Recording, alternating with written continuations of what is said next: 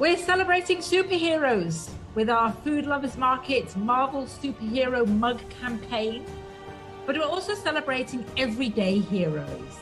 It's the busy mom, it's the friend that's always there, the teachers that work so hard through the pandemic, and the nurses and the firefighters who've literally put their lives on the line. When these everyday heroes take a break, what's in their mug? What refuels them and gives them the power? Is it tea or coffee, maybe some hot chocolate? I'm talking to these everyday heroes to find out how they get their power. My name's Kate, I'm from Food Lovers Market. I'm the host of Everyday Heroes. And today we're chatting to Francisco Cornelius from Leliebloem House. Francisco, welcome. How are you? Hi, thank you. Thank you for the invitation. I'm well, thank you very much. Thank you. Lovely to see you, Francisco. Can you tell us a little bit about Leliebloem House and about what you do? Okay, so Leliebloem House is a children's home, one of 51 children's homes in the Western Cape. And Leliebloem House is the third oldest of the children's homes in the Western Cape. So we're celebrating 153 years this year. Wow.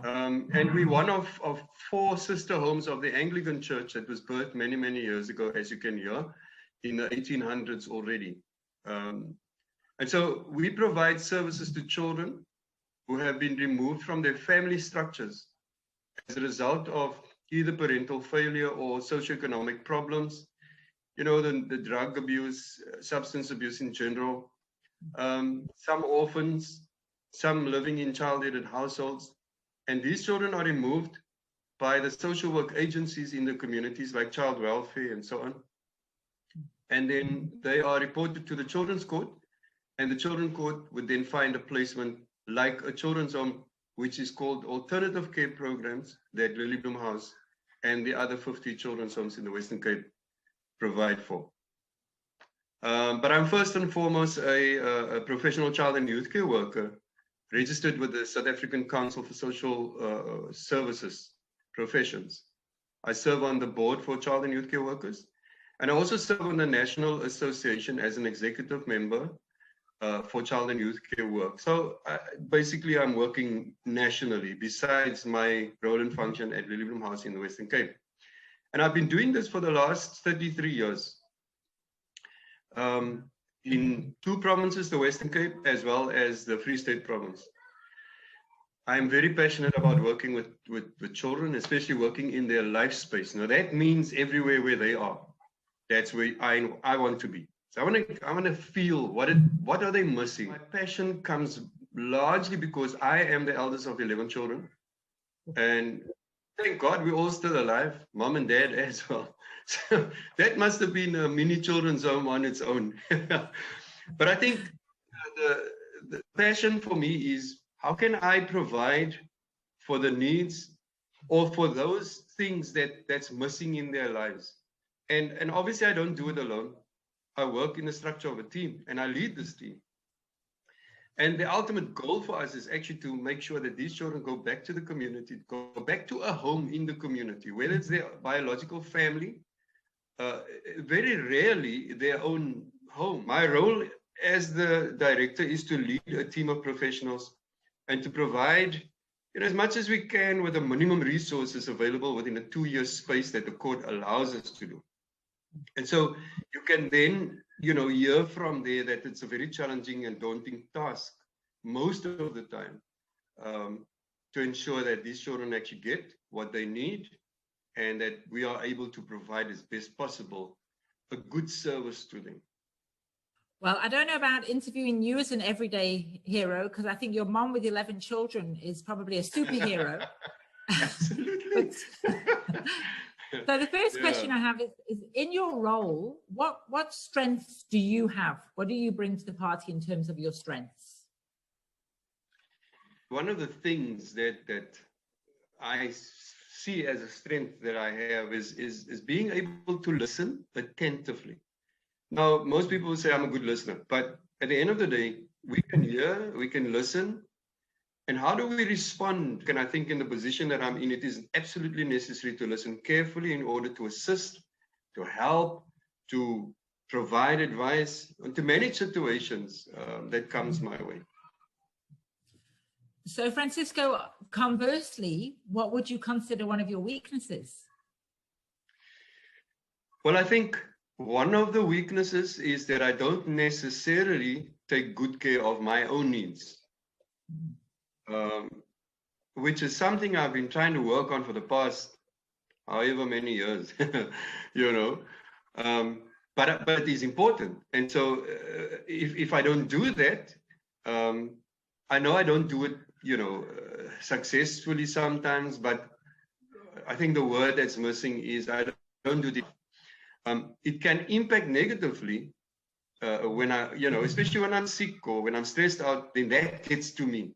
So I know it's because I don't necessarily place my own needs first. And I consider that as a weakness because I should be able to manage better, but it's still challenging.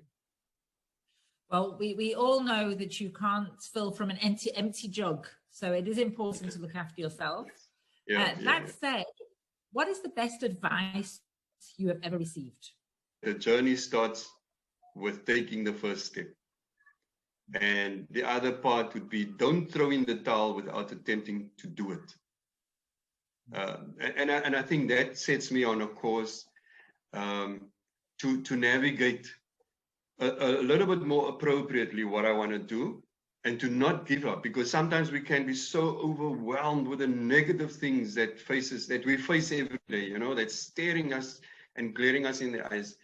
And so if I'm able to take that first step, initiate something, I know I'm on a path. And I now need to continue my journey in order to succeed. Who inspires you and how and why do they inspire you? Well, you just heard I come from a large family. And so with 10 siblings, I'm being the eldest. I had to stop at one stage and say, hang on. I can't be there for everyone else. I mean, I only got married when I was 34 years old. Because I used to just place everyone else ahead, you know, and try and take care of everyone. And I think in that particular sense, my parents are both the people who inspires me. They never gave up on us. And even up until today, they encourage us and they inspire us to reach for our dreams and work towards our goals, you know. So they are my real inspiration.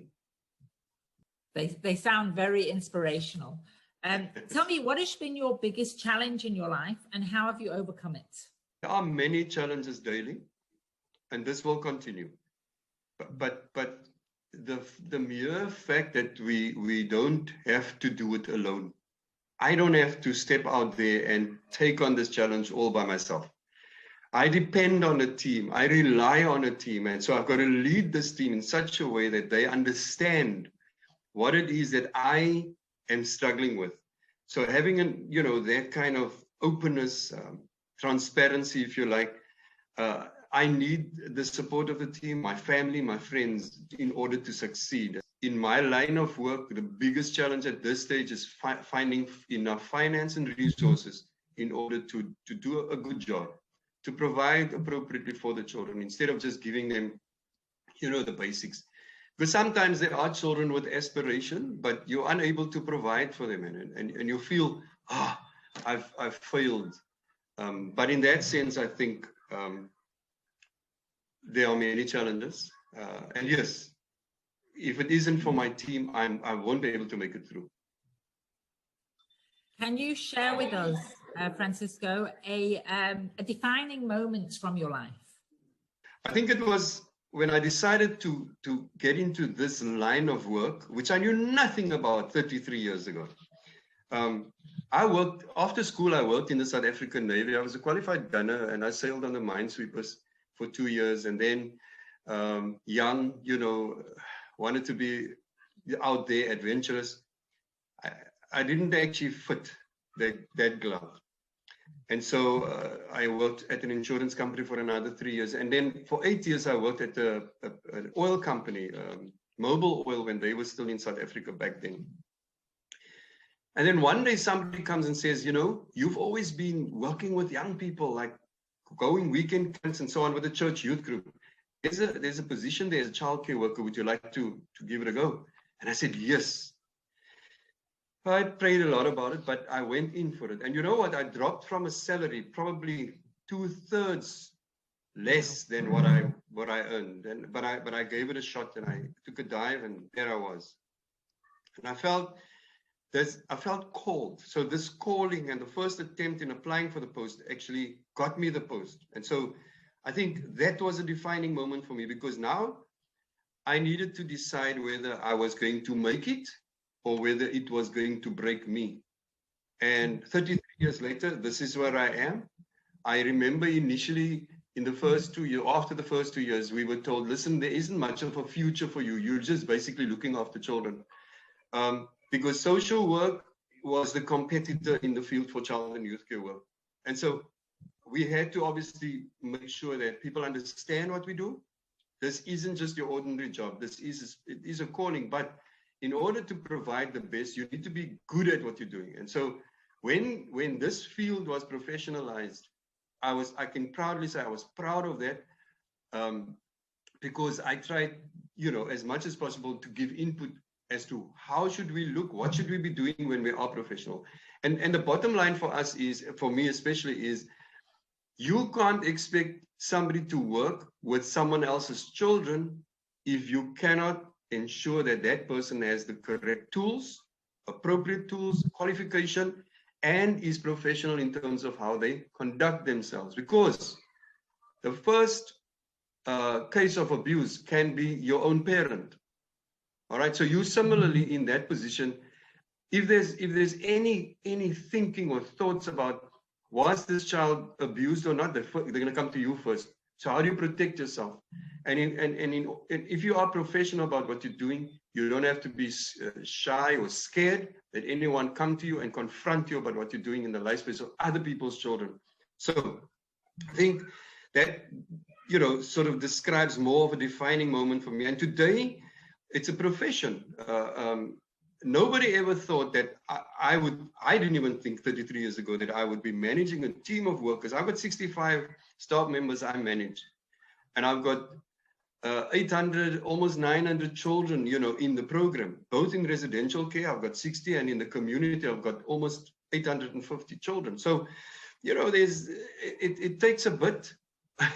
It takes quite a bit to actually lead a team like that, because we're not all in the same space every day. There's a team that works in Grabouw. I've got to be able to manage them from a distance. And I've got to be able to manage what we have here in terms of our resources or lack of resources as best possible. And if I don't do a good job, I might as well take it and leave. What would you consider your greatest accomplishment? So I'm a lifelong learner. And I didn't have, because once again, being in a large family, didn't necessarily have all the opportunity to study as much as I wanted to, because there was never enough, big family, one person income, and so on. And so I had to complement the family, but I never ever stopped reading and doing short courses. So not being able to complete my matric at school, I did that part-time. And so that was the start of a lifelong journey for me. So you needed to be committed when you do stuff like that. And I studied after hours for many years. And even I still do it. I'm still busy doing that. Last year, I graduated with a postgraduate degree in child and family studies, and so I'm pursuing a master's program now, even at my age. But I think that is, for me, the biggest accomplishment, not being able to study, but never giving up, and always just chipping away, making sure that I have enough intellect and enough tools in order to perform to the best of my ability. Francisco, that's amazing that you are able to do that. That is incredible. Do you have a personal motto or a mantra that you say to yourself? Yeah. Here goes.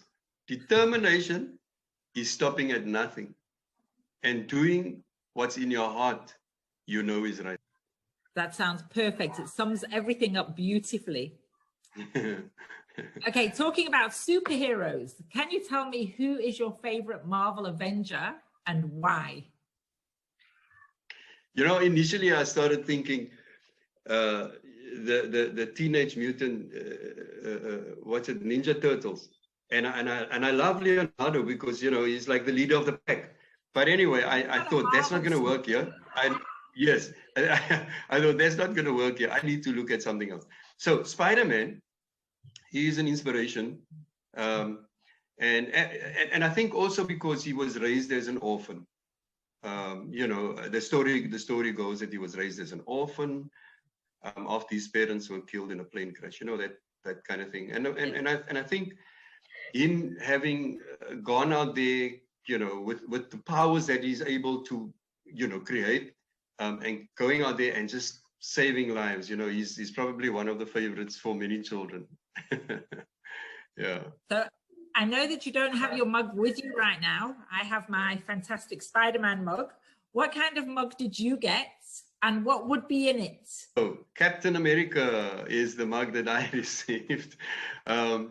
And I don't mind Captain America at all. He's also done some great things. And I am actually a tea lover, more than anything else. I love my rooibos tea with a little bit of lemon and so on. So, and ginger, because I think I need to just stay healthy in the line of work that I'm in. And so that's my favorite drink. Francisco, thank you so much for joining us. Your work is incredible. I've been to Leliebloem House, I've seen what you do, and it really is remarkable. And thank you so much for joining us today. And thanks for being an everyday hero.